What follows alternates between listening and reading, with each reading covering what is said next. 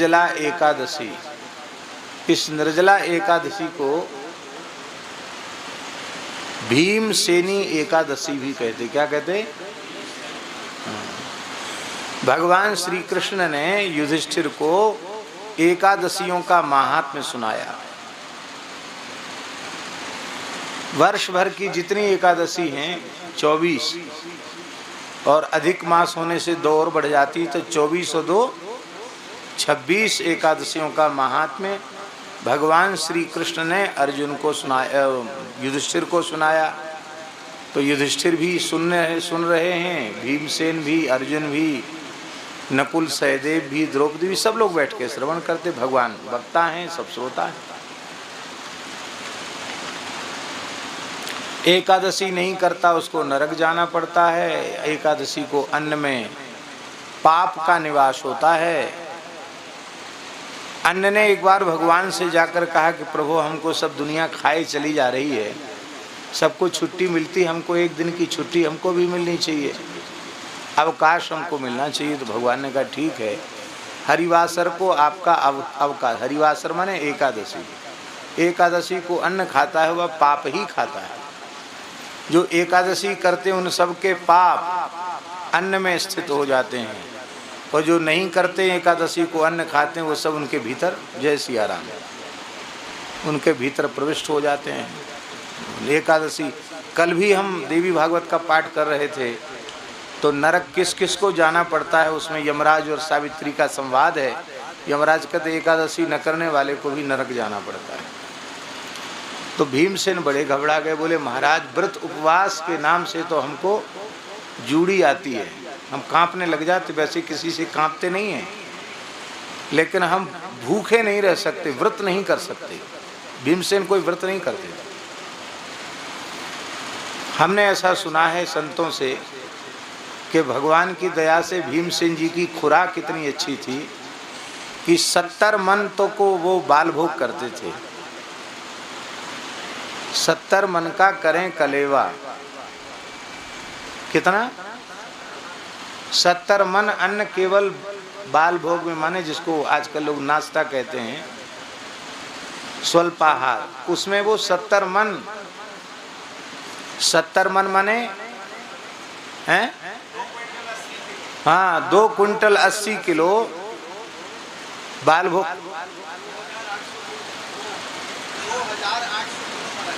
अच्छा, हाँ, 2 ton 800 kilo. अब बाल भोग से 4 गुना तो राजभोग होता होगा, और राजभोग से आधी कम से कम ब्यारू 3 समय पाते थे। ऐसे वीर भी थे वो, ऐसे नहीं खाते नहीं थे। और उन्होंने एक प्रतिज्ञा और की थी कि जो हमको अधिक खाने वाला पेटू कह देगा उसको जिंदा नहीं छोड़ेंगे, तुरंत मार डालेंगे। इसलिए जिसने भी उनसे युद्ध में पेटू कह दिया, बस समझ लो उसका काल आ गया। 100 कौरवों का अकेले वध करने वाले भीमसेन, अतुलित पराक्रमी भीमसेन। लाक्षागृह में जब आग लगी तो वहां से सबको लेके बच के निकलना था, तो भीमसेन सबका वाहन बन गए। कुंती जी को यहाँ कंधे पर बिठाया, माता जी को उनके चरण यहाँ लटके हुए, इस कंधे पर युधिष्ठिर को बिठाया, इस कंधे पर अर्जुन को बिठाया, और ऐसे गोद में नकुल सहदेव को लेकर के वे चलने लगे। भयंकर जंगल में मार्ग नहीं था, उनकी एड़ी के स्पर्श से बड़े बड़े वृक्ष धराशायी हो गए, मार्ग बनता चला गया। ऐसे प्रचंड पराक्रमी भीमसेन, साधारण पुरुष तो नहीं थे वो।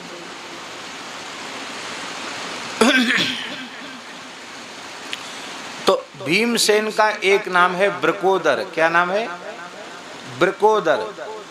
वृक नाम की विशिष्ट अग्नि उनके पेट में निवास करती थी। जठराग्नि तो सबके भीतर होती है, पर उनके भीतर वृक नाम की अग्नि थी, जिससे जो कुछ भी वो खाएं तत्काल भस्म हो जाता है। जब लाक्षागृह से चले हैं पांडव, तो ब्राह्मण बनकर अपना समय व्यतीत किया उन्होंने। तो भिक्षा मांग लेते, तो भिक्षा मांग करके जब माँ के पास लाते तो कुंती माता कहती, इस भिक्षा का आधा भीमसेन को दे दो, इसका आधा भीमसेन को दे दो, और बचा आधा तो आधे में हम 6 मूर्ति पाएंगे। 6 मूर्ति माने युधिष्ठिर, अर्जुन, नकुल, सहदेव और कुंती माता, 5 लोग इसमें पाएंगे। वो आधे में भीमसेन। पर भीमसेन का बेचारों का पेट नहीं भरता था। कहाँ भरेगा पेट, कौन इतनी भिक्षा देगा। तो जल पी करके अपनी अग्नि को वो शांत करते थे। नदी में जाकर के, सरोवर में जाकर के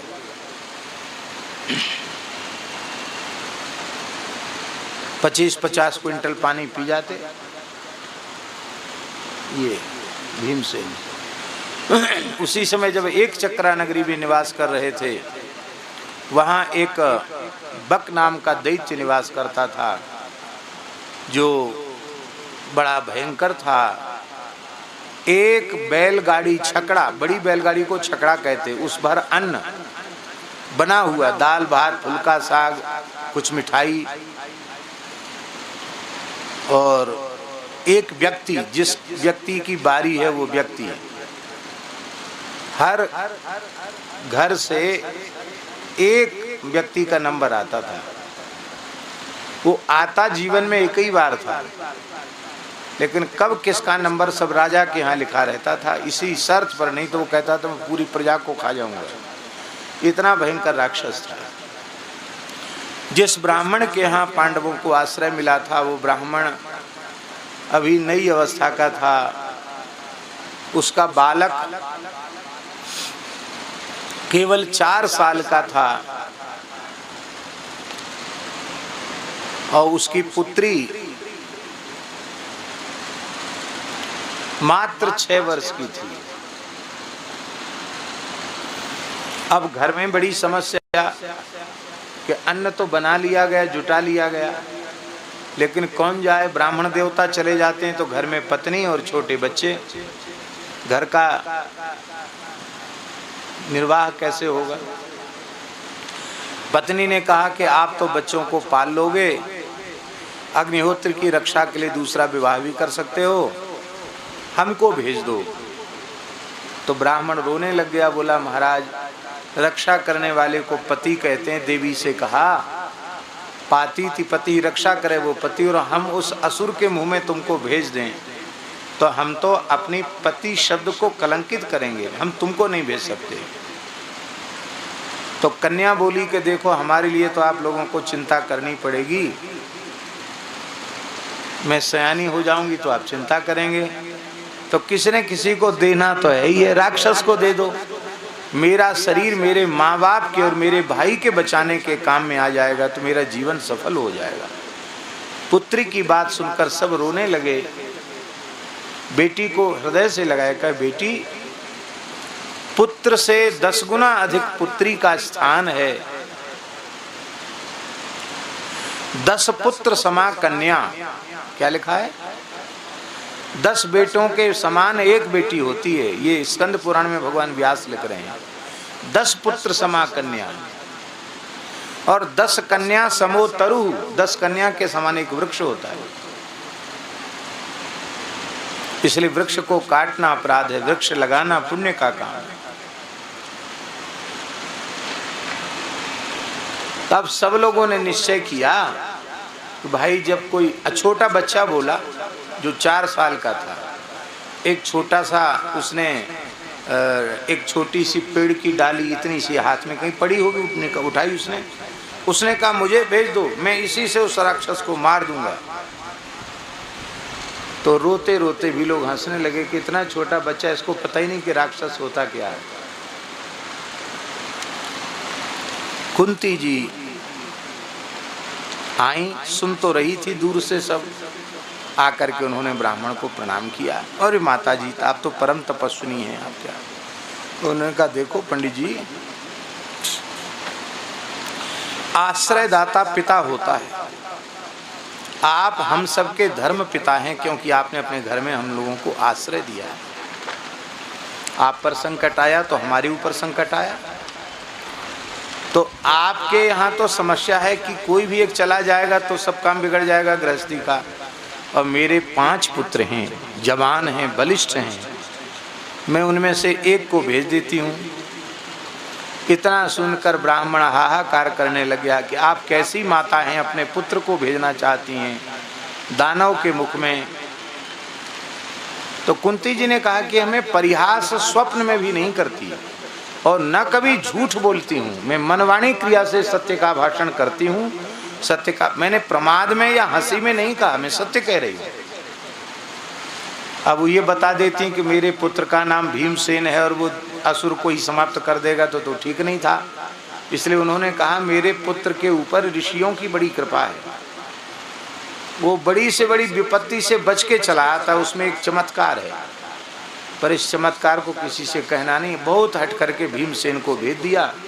भीमसेन छकड़ा में दाल भात कढ़ी फुल्का साग सब भर के बड़े बैलगाड़ी में क्विंटलों अन्न, पका हुआ अन्न भर करके लेके गए। एक चबूतरा था एक चक्रा नगरी के पास, उस चबूतरे को धो दिया जाता था और उसी पर सारा अन्न रखा जाता था उस असुर को खाने के लिए।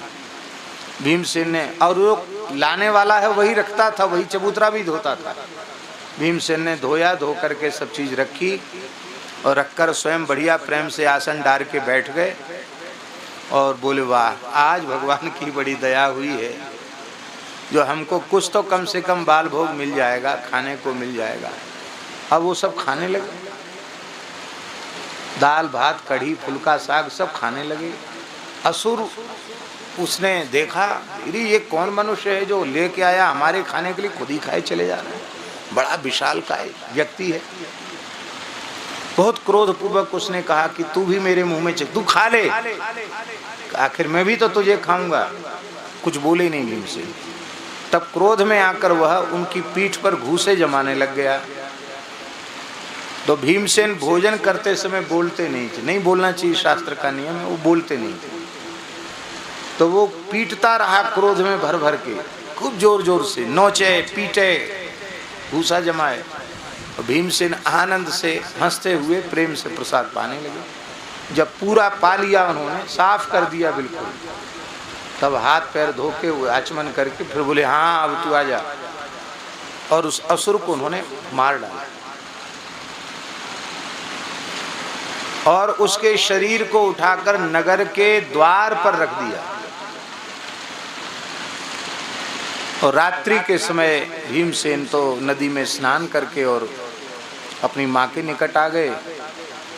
सवेरे लोगों ने देखा कि भाई नगर के द्वार पर ये कैसे आएगा, राक्षस मरा कैसे पड़ा है, इसका तो शरीर एकदम क्षत विक्षत हो रहा है, पहाड़ के जैसा असुर कैसे मरा पड़ा है। बोले इस बार बारी किसकी थी? बोले उस ब्राह्मण की बारी थी। ये कैसे हो गया? ब्राह्मण बोला भाई भगवान की लीला भगवान जाने, हमारे यहाँ एक तपस्विनी माता रहती हैं, तो आग्रह पूर्वक उन्होंने अपने तपस्वी वैदिक पुत्र को भेज दिया था, उसी ने कोई मंत्र का प्रयोग किया होगा जिससे ये मर गया, हमें तो पता नहीं है। अब उस पर कोई केस दर्ज होने वाला तो था नहीं कि क्यों मर गए, ऐसे आदमी को तो सब चाहते जल्दी मर जाए। तो राजा बोला भाई ये तो बहुत बड़ा काम हो गया, हम भी कलंकित थे इसके कारण कि कैसा राजा है जो अपनी प्रजा की रक्षा नहीं कर सकता। हमारे कहने का आशय है कि भीमसेन ऐसे थे, बड़े पराक्रमी भीमसेन, भूखे नहीं रह सकते। महाभारत के अश्वमेध पर्व में, जैमिनी अश्वमेध में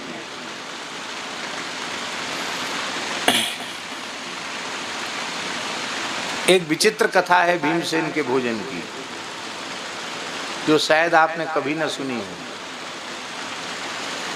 भीमसेन द्वारिका से, हस्तिनापुर से और द्वारिकाधीश भगवान श्री कृष्ण का दर्शन करने आ रहे थे। तो भगवान ने रसोइयों को कह दिया कि भाई बनाओ, क्विंटलों जलेबी बर्फी इमरती कचौड़ी पकौड़ी पूड़ी गुजिया सब बनाओ, जितने प्रकार के व्यंजन हो सकते खूब बनाओ।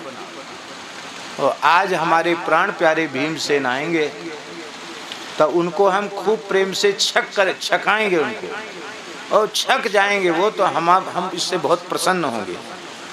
तो भगवान के पास तो कोई बनाने वालों की कमी नहीं, रसोईया भी थे और 16,108 रानी पटरानी सब लग गई अपने अपने तरह से कुछ न कुछ बनाने में। सब बन के तैयार हुआ और भीमसेन आने ही वाले हैं। भगवान ने पाया कुछ नहीं, बोले देखो द्वारिका में सब हमारी स्तुति करते हैं, ब्रह्मा जी शंकर जी आते हैं वो भी स्तुति करते हैं क्योंकि हम चतुर्भुज रूप में हैं, और इंद्रादि देवता का तो कहने क्या, वो तो द्वार पर खड़े रहते हैं। वशिष्ठ आदि ऋषि भी हमारी स्तुति करते हैं और द्वारिका वासी भी हमारी जय जयकार करते स्तुति करते। यहाँ हमको गाली देने वाला कोई नहीं, ब्रज में तो लोग गाली देते, यहाँ हमको गाली देने वाला कोई नहीं। तो गाली खाए बहुत दिन हो गया। एक गाली देने वाला था शिशुपाल, उसको तो हमने मार दिया। तो वो तो दुष्ट था, दुष्ट की गाली खराब लगती है, और जो प्रेमी होता है वो प्रेमी कभी गाली भी दे तो भी अच्छे लगते, प्रेमी की गाली भी अच्छी लगती है। अब देखो विवाह के प्रकरण में पता नहीं उत्तराखंड में नियम है कि नहीं, उधर तो नियम है कि विवाह के समय माताएं गाली गाती हैं, उसमें मीठी मीठी गाली जो बाराती लोग आए उनको देती। यहाँ भी होता है, यहाँ भी होता है, वीडियो साहब बोल रहे हैं कि यहाँ भी होता है। तो गाली देने की परंपरा है, और गाली खा के कोई बुरा मानता है? गोस्वामी जी ने लिखा है, पंच कवल करी जेवन लागे, गारी गान सुन अति अनुरागे। अति अनुरागी,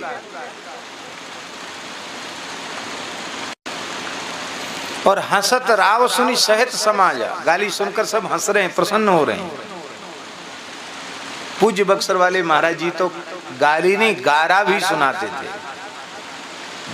यह गारी नहीं है गारा, सुनु अवध के राजकुमारा, यह गारी नहीं है गारा। और जिस तरह से वो नाच नाच करके ठाकुर जी को, दुल्हा सरकार को सुनाते थे, विवाह में सरकार मुस्कुराते थे, कहते सरकार ये गारी इसलिए दी जा रही है कि आप अपने अधर पर रूमाल रखकर थोड़ा मुस्कुरा कर हमारी ओर देख लेंगे, हम निहाल हो जाएं। ऐसी झांकी प्रस्तुत होती थी। तो ठाकुर जी बोले भीमसेन से गाली सुनना है। कैसे गाली दें भीमसेन? भीमसेन को भी ज्ञान है कि श्री कृष्ण परमात्मा है। तो भीमसेन आए तो उनको कहा कि उनको आराम से बिठाना तो सही, पर हमसे मिलने मत देना। क्या महाराज बहुत आवश्यक कार्य में भगवान हैं, थोड़ा आप प्रतीक्षा कीजिए, मिलेंगे। तो भीमसेन बार बार पूछें, अरे आज तक तो कभी ऐसा हुआ नहीं कि हमको बैठना पड़ा हो। अरे देखो वो होगा भगवान अपने लिए, तो हमारा तो छोटा भाई है, उम्र में हमसे छोटा है, कम है, अर्जुन की उम्र का है, हमारा भाई है, हम उसको डांट डपट सकते हैं, भले ही भगवान हो तो क्या है। बोले महाराज वो तो बहुत गर्म हो रहे हैं। बोले थोड़ी देर और बिठाओ। थोड़ी देर और बिठाया। बोले वो तो बहुत गर्म हो रहे हैं, और ज़्यादा गर्म होने लग गए। अब उनके सामने कोई सेवक भी जल्दी जा नहीं पा रहा, इतना क्रोध में है वो। तो भगवान बोले अभी क्या करें? बोले ये तो कह रहे हैं कि भगवान होगा तो अपने घर के लिए होगा, हमारा तो भाई है, ये कह रहे हैं। बोले अभी गाली नहीं दिया, मन में सोचे भगवान। बोले अब जाकर उनसे कह दो कि आप थोड़ी देर बैठें, वो इस समय भोजन कर रहे हैं।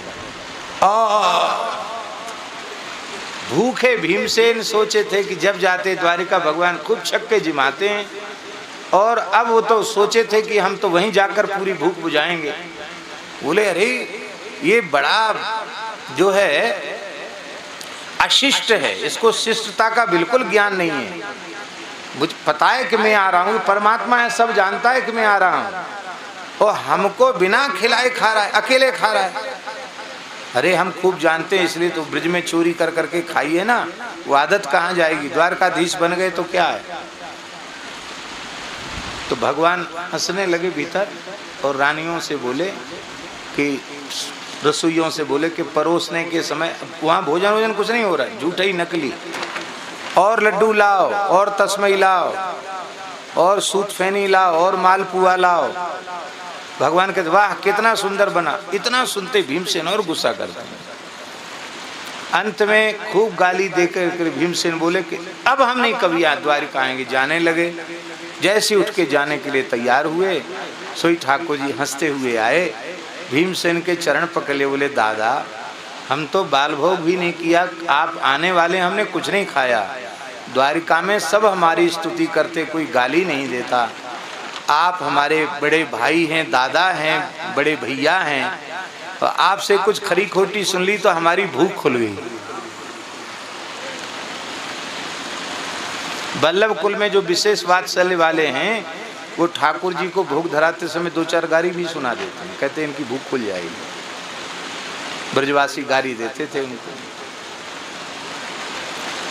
तो कहने का आशय ऐसा भीमसेन का प्रेम। भीमसेन हाथ जोड़ के खड़े हो गए, बोले महाराज आपका जो संविधान है उसके अनुसार हमें तो नरक जाना पड़ेगा। हमारा किया कराया सब चौपट, हम एकादशी करते नहीं क्योंकि हम भूखे रह नहीं सकते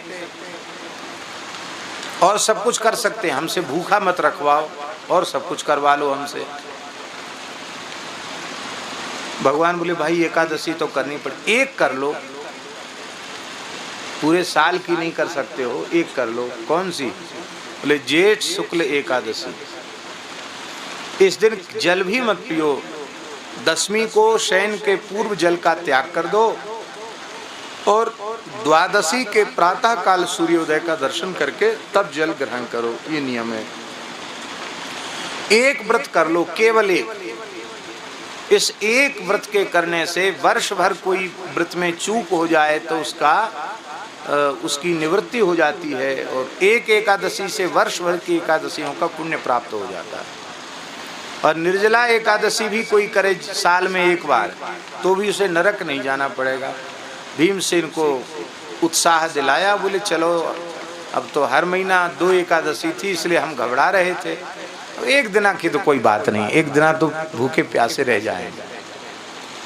भीमसेन मौन हो गए क्योंकि बोलने से थोड़ी भूख ज़्यादा लगती है और पानी की कमी आती है। तो भीमसेन जो है मौन हो गए, खूब भगवान नाम जप करने लगे। अभी भी हिमालय में भीमगोड़ा जगह है, ये हरिद्वार या ऋषिकेश के तरफ ही है। वो भीमसेन ने वहाँ अपने पैर का प्रहार करके और जल की धारा प्रकट की, क्योंकि बहुत जब असह्य हो गया रात्रि को उनको गर्मी के कारण, तो पैर से उन्होंने ठंडी जल की धारा प्रकट की, उसके नीचे बैठ गए। जल तो पी नहीं सकते, एकादशी व्रत किया, उससे लिए उसको भी